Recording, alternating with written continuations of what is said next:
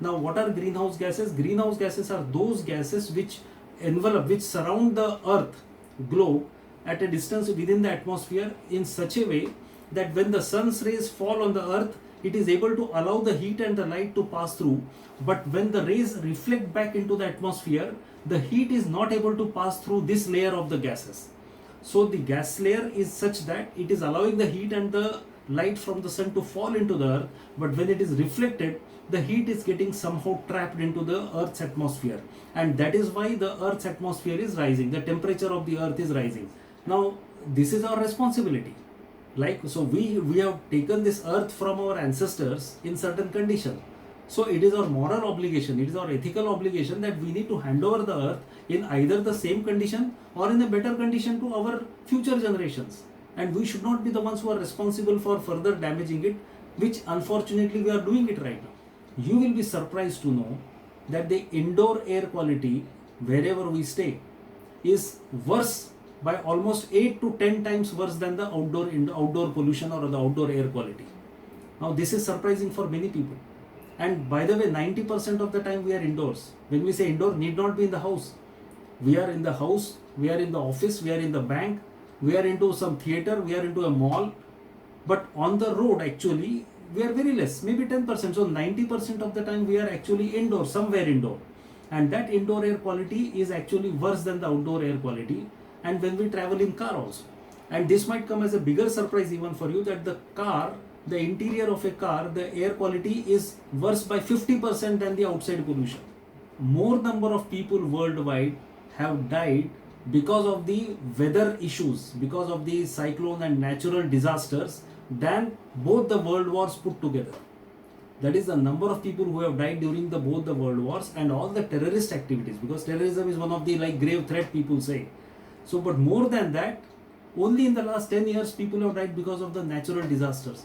And still people do not take this seriously. Still people say this is not for me.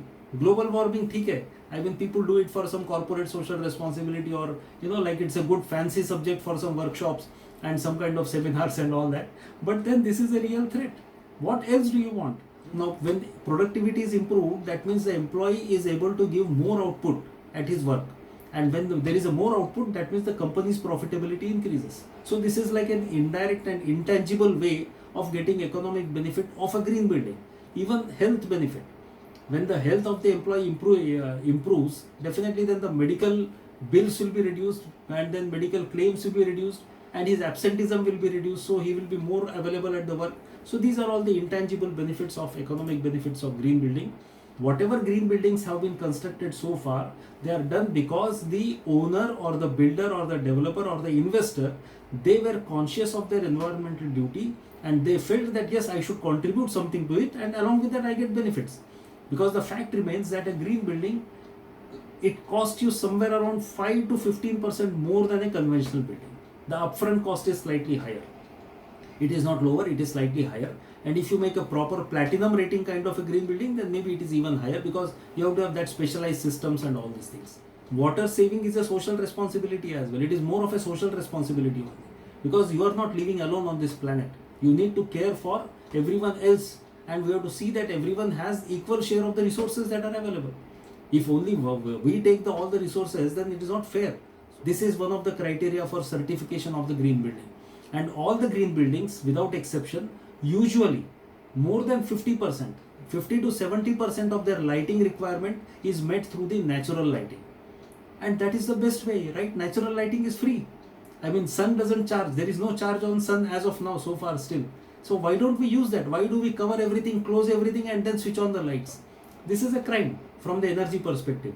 Likewise, in 2050 onwards, and by 2050, 60 and 70 and all, the countries which have the water reserves with them, they will be ruling, they will become the rich, and they will be vulnerable for attacks from the powerful countries which are at that time more powerful.